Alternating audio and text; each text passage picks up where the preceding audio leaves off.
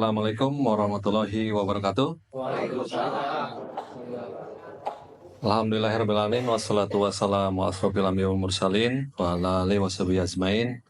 Yang saya hormati rekan ASN, P3K, non ASN, dan yang hadir di ruangan ini. Pada kesempatan ini saya ingin menyampaikan paparan tentunya berupa penyuluhan yang berjudul integritas sebagai aparatur sipil negara dan pegawai di pemerintahan Provinsi Jawa Barat, khususnya di UPTD Pusat Pengelolaan Pendapatan Daerah Wilayah Kabupaten Bandung II Soreang. Mungkin teman-teman sudah mengetahui definisi terkait integritas ya. Cuman saya ingin lebih mendalami sedikit karena di layanan tentunya berinteraksi terhadap sesuatu hal yang berhubungan dengan masyarakat atau wajib pajak. Skema yang saya gambarkan tentunya terkait integritas. Yang pertama terkait gratifikasi. Kemudian yang kedua terkait pungutan liar atau pungli. Kemudian yang ketiga penyalahgunaan wewenang. Kemudian yang keempat tentang PDP, pengamanan data pribadi. Yang kesemuanya ini akan berhulu kepada tujuan kita, wilayah kita, zona integritas di P3DW Kabupaten Bandung II Soreang. Kebetulan kita didaftarkan untuk menjadi penilaian oleh Inspektorat dan tentunya Menpan terkait ZI untuk menuju wilayah bebas dari korupsi dan wilayah birokrasi bersih dan melayani. Sebelum ke sana mungkin saya ingin menyampaikan terkait apa itu gratifikasi adalah pemberian dalam arti luas yang bisa berupa uang, barang, komisi, pinjam tanpa bunga, tiket perjalanan, fasilitas penginapan, perjalanan wisata, atau pengobatan cuma-cuma, atau yang lainnya.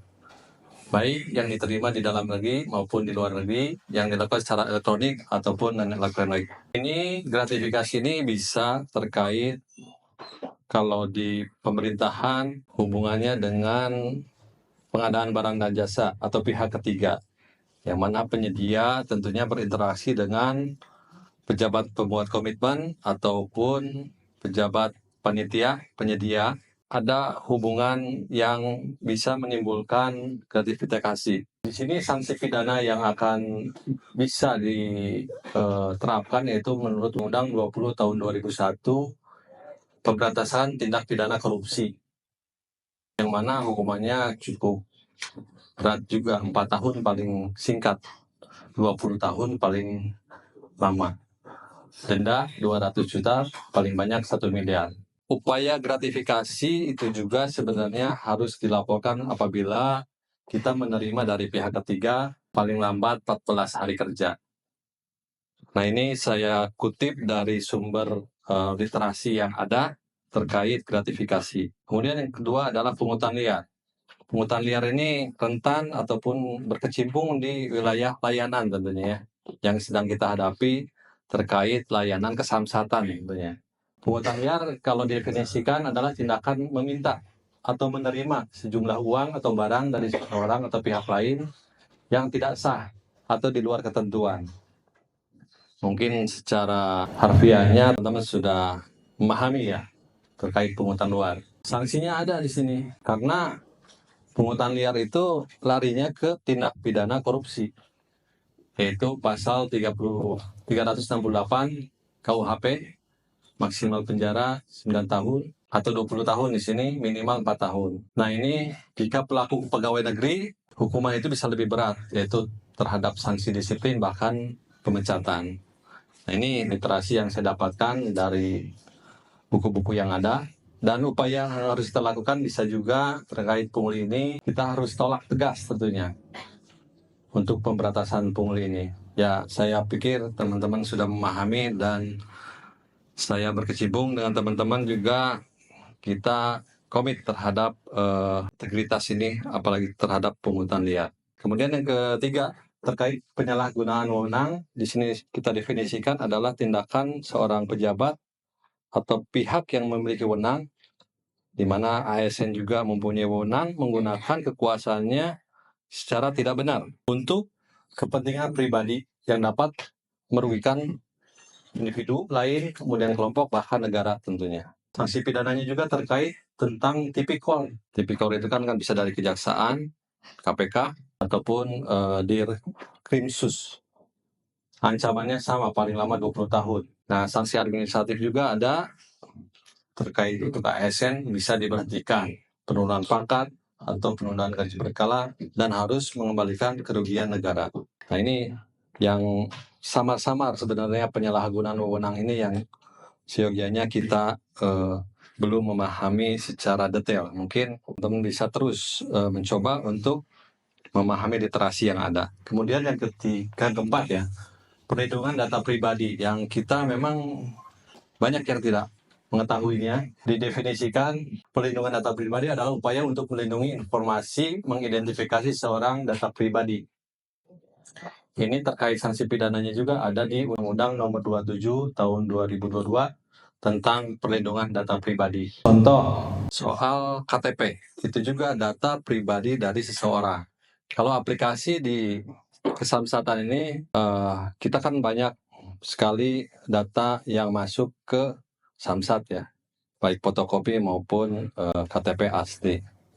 Saya pernah koordinasi dengan Kepala Dinas Dukcapil Kabupaten Bandung, upaya untuk arahan perpanjangan yang kita berusaha mencari KTP. Nah, ditelusuri memang perjalanan cukup sulit karena selain kita sudah mendapatkan data digital KTP, kita juga harus meminta izin kepada yang mempunyai KTP. Karena kalau kita pergunakan data digital tanpa diketahui oleh pemiliknya, larinya ke PDP. Itu juga ada sanksinya. Undang PDP, undang-undang pidananya hingga 6 tahun, denda maksimal 6 miliar. Besar sekali ya soal data pribadi. Makanya data pribadi memang harus dijaga, juga terkait juga pinjol apalagi kan ya, yang sekarang ini hati-hati. Mungkin Pak Budi juga pernah mengalami, hati-hati dengan HP-nya masing-masing. Kalau tidak diperlukan direduksi secara pribadi ya. Upaya menghindarinya kita pahami terkait undang PDP, kita baca. Langsung lakukan prinsip-prinsip PDP. Dan saya juga mungkin kita harus menempatkan petugas yang berintegritas terhadap perlindungan data pribadi. Secara internal kita juga harus memperkuat terkait cyber data. Kita harus lakukan sosialisasi, kemudian kalau ada penyalahgunaan, kita laporkan pelanggarannya. Nah, ini terkait PDP, yang mana disimpulkan secara harfiahnya dari kesemuanya ini kita ingin membangun wilayah Samsat Soreang ini menjadi zona integritas. Sebenarnya kalau diuraikan zona integritas itu ada khusus ya, sehingga kita perlu komitmen bersama dari seluruh pihak. Tidak hanya saya, sampai semuanya kita mengikuti komitmen dalam implementasi zona integritas. Kita juga alhamdulillah ya, kemarin kita sudah disambangi oleh tim Saber Pungli, kemudian juga kita sudah uji petik oleh BPK yang mana bermuara ke provinsi dan provinsi mendapatkan predikat WTP. Kemudian juga kita dari inspektorat, kita juga ada pendampingan terhadap zona integritas. Nah, ini zona integritas secara administratif oleh inspektorat yang kita lakukan ada 6 titik area perubahan, di mana ada manajemen perubahan, kemudian penataan tata laksana, kemudian penataan sistem manajemen SDM, kemudian penguatan akuntabilitas kinerja, kemudian penguatan pengawasan, kemudian terakhir peningkatan kualitas pelayanan publik. Kita sudah menguraikan semuanya ini dan masuk kepada evaluasi dari inspektorat. Ini Bu Nunung ya sebagai leadernya untuk menguraikan hal ini, dan memang cukup menyita waktu dan banyak sekali penilaiannya. Nah, ini adalah skema terkait zona integritas 6 area perubahan yang dilakukan evaluasi oleh inspektorat. Uraiannya sudah kita lakukan, di mana pencanangan sudah kita lakukan, kemudian juga pertiluan terkait IKM kita naik, kemudian juga terkait inovasi juga kita lakukan, banyak sekali. Kemudian kita juga mendapatkan penghargaan. Kemudian kita juga mengimplementasikan komitmen bersama terus dengan mitra kepolisian, Jasara Harja, dan Bank Jabar. Dan juga kita secara tata laksana setiap SDM perlu mendapat penilaian baik, apalagi KIMO, TRK, dan juga prestasi. Ya, alhamdulillah saya menyampaikan juga bulan ini saya dapat 100 di TRK dan box saya alhamdulillah 9. Mungkin itu saja yang bisa saya sampaikan. Kurang lebih kita semangat tentunya terkait layanan yang berintegritas di wilayah Samsat Soreang ini. Demikian, Assalamualaikum warahmatullahi wabarakatuh.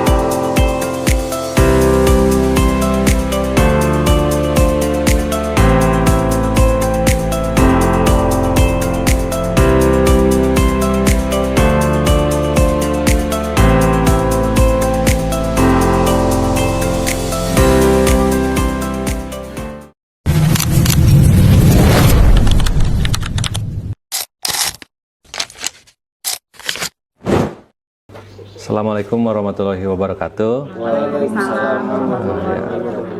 Alhamdulillahirrahmanirrahim. Wassalatu wassalamu ala asrofil anbiya wal mursalin wa ala alihi washabihi ajmain. Yang saya hormati pimpinan BJB bersama tim, tentunya saya di sini izin memaparkan terkait kebijakan Bapenda Provinsi Jawa Barat yang memang dikomparasikan ke seluruh Samsat di Jawa Barat, yang mana kegiatan ini adalah kegiatan layanan Samsat melalui PPOB, koperasi, BUMDes, dan lembaga lainnya untuk menambah jejaring payment point. PPOB ini kan payment point online bank ya. Jadi salah satunya BJB ini sebagai mitra kerjasama kita untuk membuka jejaring kerja melalui pembayaran kesamsatan. Jadi di sini memang saya gambarkan dulu tentang Kabupaten Bandung ya. Kabupaten Bandung ini kan cukup luas. Luasnya itu sekitar 767 km persegi ya.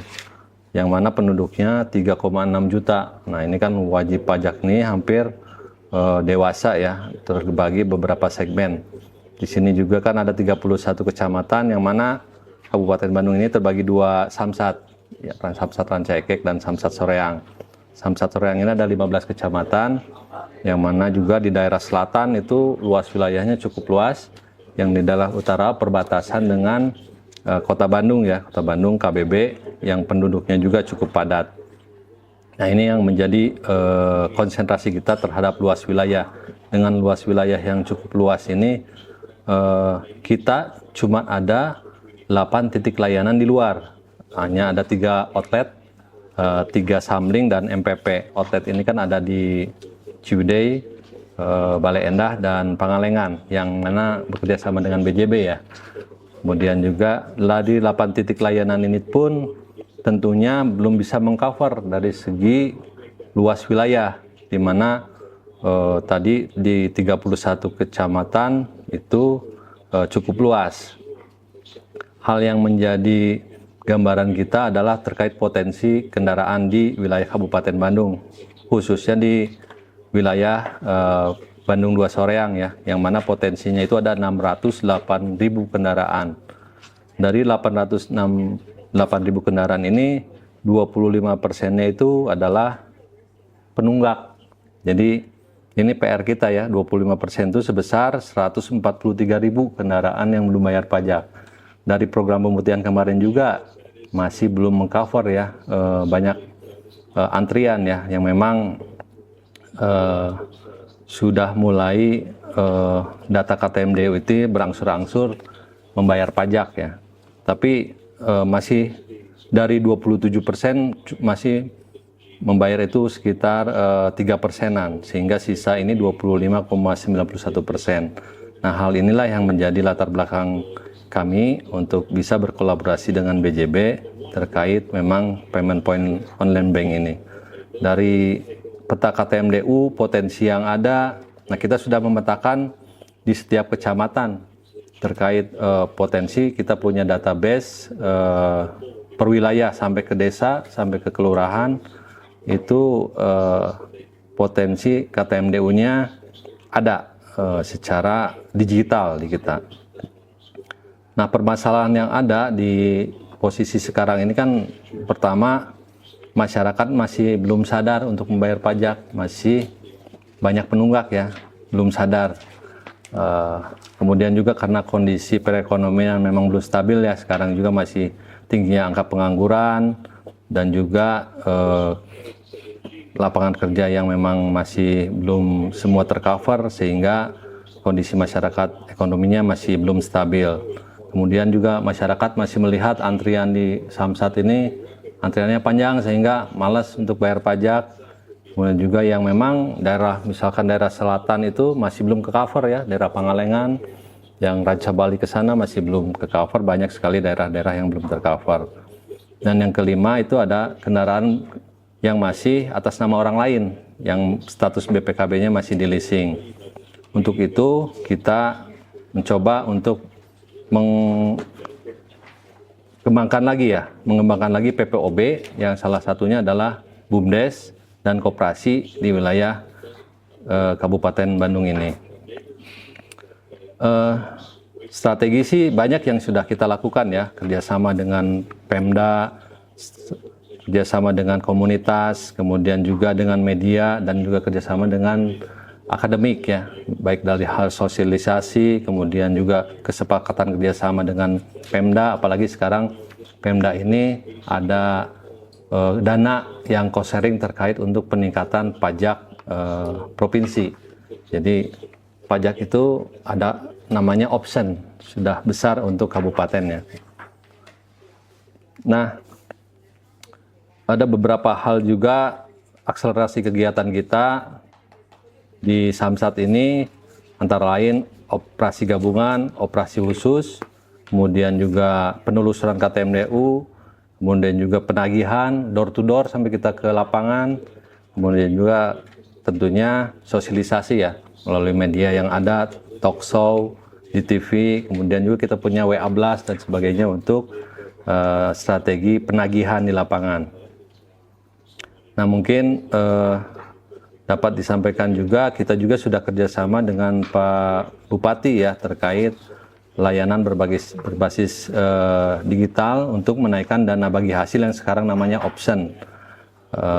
Pemkab juga mendukung. Nah, ini kita juga punya data yang sudah kita kerjasamakan dengan BUMDes nih, ada 12 ya, 12 BUMDes yang tersebar di beberapa kecamatan, yang mana sudah ada realisasinya, tetapi memang harus di follow up ya, karena BUMDes ini pendampingannya harus intens dari kita ya, untuk regulasi dari proses pembayaran pajak. Selain itu juga ada koperasi yang sudah kita canangkan kerjasamanya, ada 12 koperasi, di mana juga ini koperasi ini kan lebih bisnisnya lebih terasa ya, untuk mengembangkan, karena ada properti ya, dari administrasi ya, dari pembagian dari properti manajemennya ya kan ya, dari transaksinya. Nah, ini yang menjadi dasar kita untuk mengembangkan payment point online bank di Samsat Soreang yang dikerjasamakan dengan BJB. Untuk itu mungkin kita perlu komitmen bersama, pengembangan ke depan, supaya jejaring kerja kita dengan masyarakat, jejaring kita dengan lembaga-lembaga, koperasi dan desa akan lebih berkembang lagi untuk peningkatan pajak di Jawa Barat tentunya. Karena Bapak Gubernur kan ingin membangun jalan kan ya, dana hasil dari pajak kendaraan harus terrealisasi oleh infrastruktur yang mumpuni. Apalagi di Kabupaten Bandung sudah ada agreement dengan Pak Bupati akan membangun jalan yang bagus, dan juga ingin Pak Gubernur mengembangkan menjadi Jawa Barat Jabar Istimewa. Mungkin itu yang dapat disampaikan. Terima kasih atas kesempatannya. Assalamualaikum warahmatullahi wabarakatuh.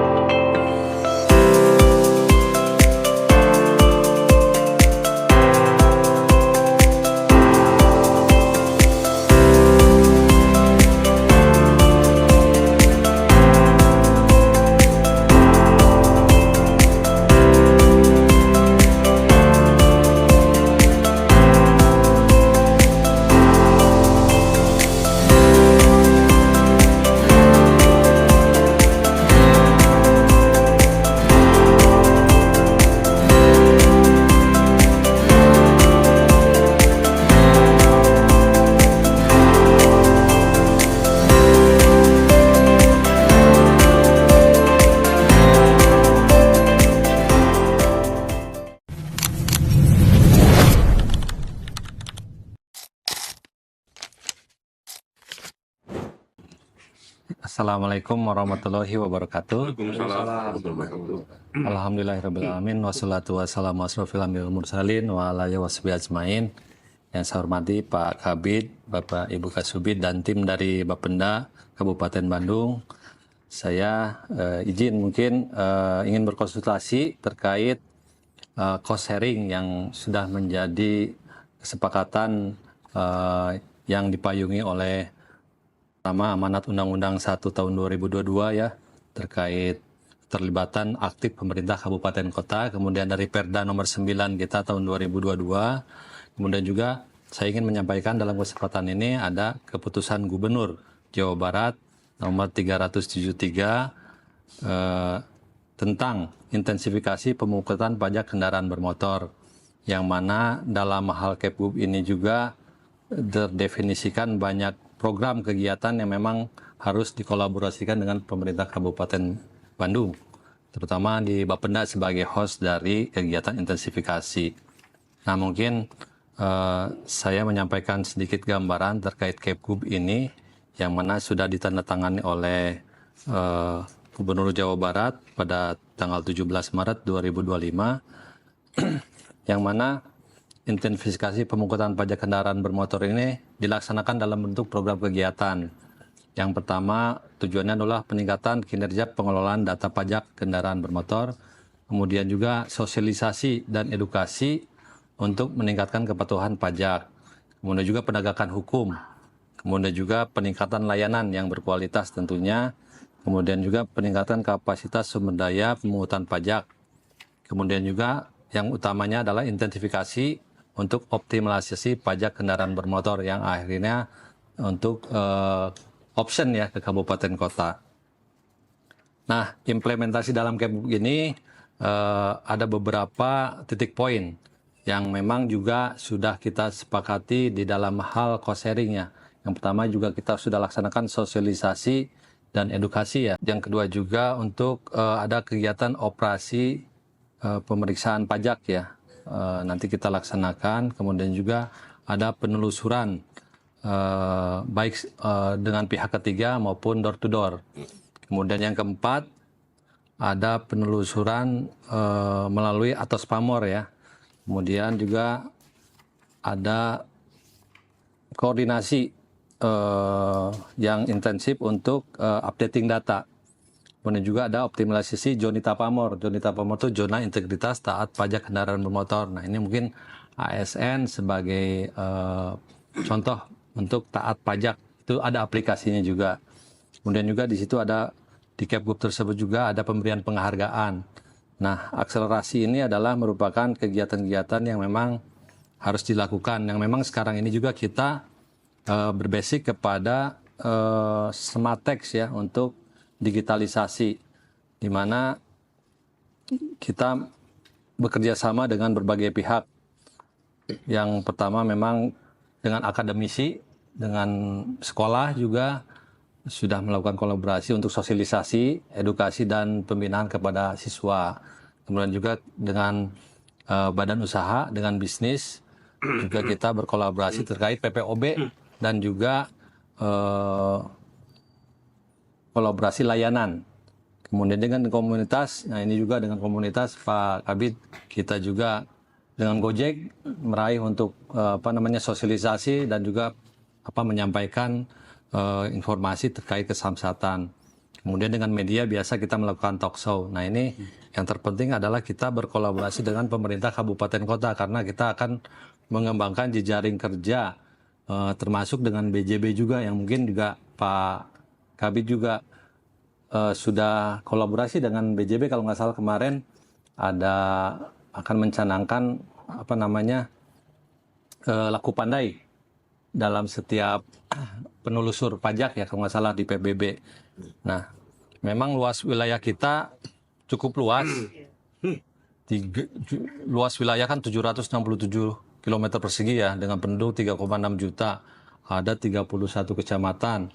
Nah, memang kita terbagi dua, ada kecamatan 15 kecamatan untuk Rancaikek dan 15 kecamatan untuk Soreang. Nah, dengan wilayah ini mungkin untuk Soreang ini potensinya 610.000 kendaraan, yang mana KTMDU-nya itu alhamdulillah sudah makin menurun dari 29 jadi 24 karena program pemutihan. Tetapi dari 24% ini kan ada 136.000 kendaraan yang masih menunggak sampai database hari ini, sehingga itu yang perlu dituntaskan untuk kita berkolaborasi, berakselerasi terhadap keputusan gubernur ini Pak Kabid dan rekan-rekan tim. Nah mungkin kita juga harus mengkonsultasikan program kegiatan apa saja yang sudah tercantum dalam Poseri yang kemarin, mungkin sekarang ada pembahasan dari Banggar lagi ya tentang perubahan APBD ya di kabupaten ini yang memang harus kita sepakati sehingga di waktu 6 bulan ke depan ini yang memang cukup singkat ini dapat terrealisasi program kegiatannya dan juga secara timeline dapat kita lalui per bulannya itu tahapannya apa saja supaya program kegiatan yang ada di PTD dan program kegiatan yang ada di Bapenda dapat selaras dan juga terjadwal Pak Kabid sehingga tujuan dari pencapaian target pendapatan itu juga dapat terrealisasi. Nah memang untuk sampai dengan hari ini kita laporkan penerimaan pajak kendaraan bermotor sudah mencapai 48%. 48%.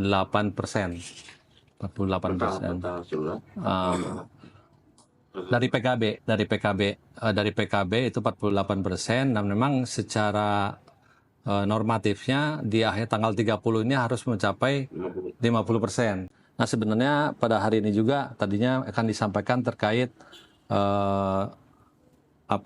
aplikasi atas pamor, cuman rinciannya cukup banyak, cukup detail. Tadinya kita jadwalkan saja dalam hal konsultasi ini kita yang 31 penelusur itu ya Pak ya. Ini sebagai admin penelusuran tuh tiap hari meng-approve, memvalidasi berapa ratus yang harus validasi dengan kriteria yang sudah ditentukan. Kan nanti itu kan aplikasinya kita berikan ke kabupaten. Nah maka itu titik poinnya ini memang rekrutmen dari kecamatan itu mah nggak aja mau ngerekrut berapa orang gitu. Yang kan kadang-kadang kita merekrut banyak juga kadang-kadang nggak efektif. Tapi dengan tim sedikit kadang-kadang bisa menyelesaikan lebih cepat. Karena mungkin dari Bu Irma berapa target yang sekarang 6 bulan ini akan dicapai atau ditargetkan. Itu kan misalkan terakhir ini 190.000 kendaraan. 190. Nah kalau 190.000 kendaraan kita perlu menstrategikan berapa orang dari jumlah penelusurnya. Nah mungkin tahap awal kemarin juga saya udah dilakukan di Kabupaten Bandung Barat. Mendrive atau memberikan edukasi atau memberikan bekal kepada penelusur terhadap aplikasi atas pamor ini. Nggak apa-apa, brainstorming aja dulu supaya pengenalan apa itu atas pamor dan mereka siap nanti pas on time-nya gitu ya. Sehingga ini menjadi konsen realisasi dari program kegiatan yang memang sudah ditargetkan. Nah, kenapa saya gambarkan pendapatan kita ngambilnya dari pajak kendaraan bermotor? Karena untuk kendaraan baru lagi drop sekali, Pak. Dengan adanya mobil drop ini. sekali. Jawa Barat mobil ini listrik. mobil listrik juga termasuk. Jawa Barat ini termasuk fiskal yang memang agak stabil karena Pak Gubernur dengan program pemutihan ini ngambilnya yang menunggak kata MDU itu. Nah ini menurun, tetapi masih ke cover oleh pajak kendaraan motor yang basicnya banyak yang menunggak. Sehingga tadi mudah-mudahan secara se-Jawa Barat kumulatifnya bisa kecapai 50% pas 30 Juni. Nah itu mungkin Kepgub ini bisa jadi acuan ya Pak Kabid dan rekan-rekan. Mungkin awalnya harus di cost sharing ini yang di Perda Perubahan ini harus ditetapkan dulu program kegiatan yang memang sudah dirubah gitu ya. Ya, sesuai dengan waktu di Bapenda provinsi kan itu. Nah itu kan apakah disetujui oleh Dewan apa belumnya kan masih dalam Iya, pembahasan. masih dalam pembahasan. Sementara Juli kan sudah sebentar lagi Pak Kabid. Nah ini memang misalkan ada BIMTEK untuk penelusur kita dahulukan saja nggak apa-apa. Siap. Supaya nanti pas, dan itu kan pasti ada program kegiatannya supaya nanti pas kita laksanakan awal bulan Juli sudah mereka punya pembekalan. Minimal kan gini, data tiap kecamatan kita punya, meskipun itu dinamis kan datanya, ya gambarannya lah sampai akhir Juni ini yang masih banyak yang belum melakukan KTMDU kan kelihatan, meskipun nanti kan di bulan-bulan ini pasti dinamis juga kan berubah, hingga ada dasar itu. Ya, harus memang tiap hari ada nggak SDM-nya yang memang fokus terhadap validasi, karena kan penelusur lagi menyebar tuh.